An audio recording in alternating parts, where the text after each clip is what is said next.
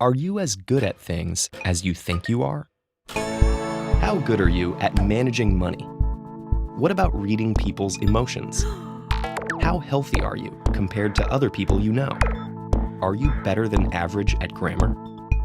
Knowing how competent we are and how our skills stack up against other people's is more than a self-esteem boost. It helps us figure out when we can forge ahead on our own decisions and instincts and when we need instead to seek out advice. But psychological research suggests that we're not very good at evaluating ourselves accurately. In fact, we frequently overestimate our own abilities. Researchers have a name for this phenomenon, the Dunning-Kruger effect. This effect explains why more than 100 studies have shown that people display illusory superiority. We judge ourselves as better than others to a degree that violates the laws of math.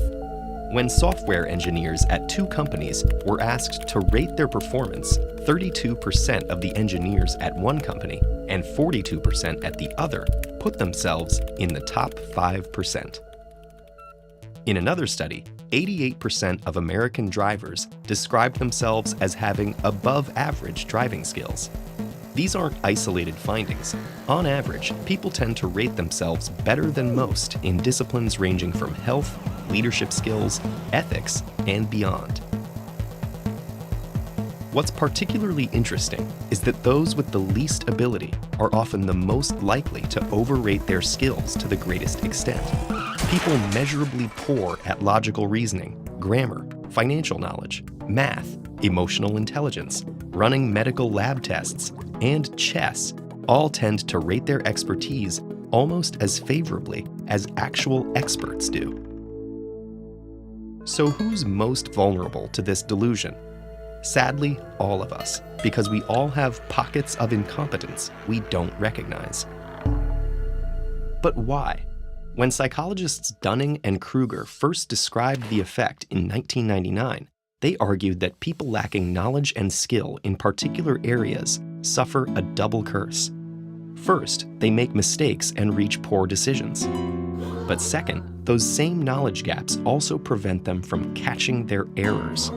In other words, poor performers lack the very expertise needed to recognize how badly they're doing. For example, when the researchers studied participants in a college debate tournament, the bottom 25% of teams in preliminary rounds lost nearly 4 out of every 5 matches. But they thought they were winning almost 60%. Without a strong grasp of the rules of debate, the students simply couldn't recognize when or how often their arguments broke down. The Dunning-Kruger effect isn't a question of ego blinding us to our weaknesses. People usually do admit their deficits once they can spot them. In one study, students who had initially done badly on a logic quiz and then took a mini course on logic were quite willing to label their original performances as awful. That may be why people with a moderate amount of experience or expertise often have less confidence in their abilities. They know enough to know that there's a lot they don't know. Meanwhile, experts tend to be aware of just how knowledgeable they are, but they often make a different mistake. They assume that everyone else is knowledgeable too.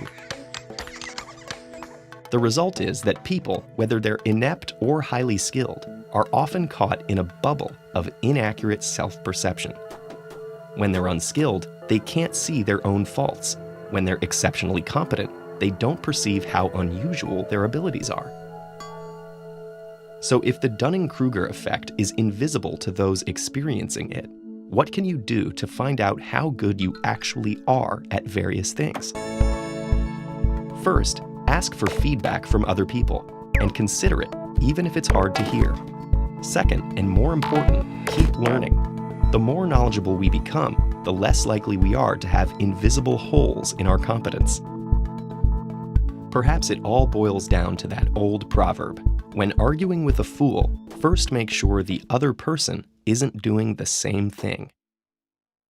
Did you enjoy this lesson? If so, please consider supporting our nonprofit mission by visiting patreon.com/TEDEd.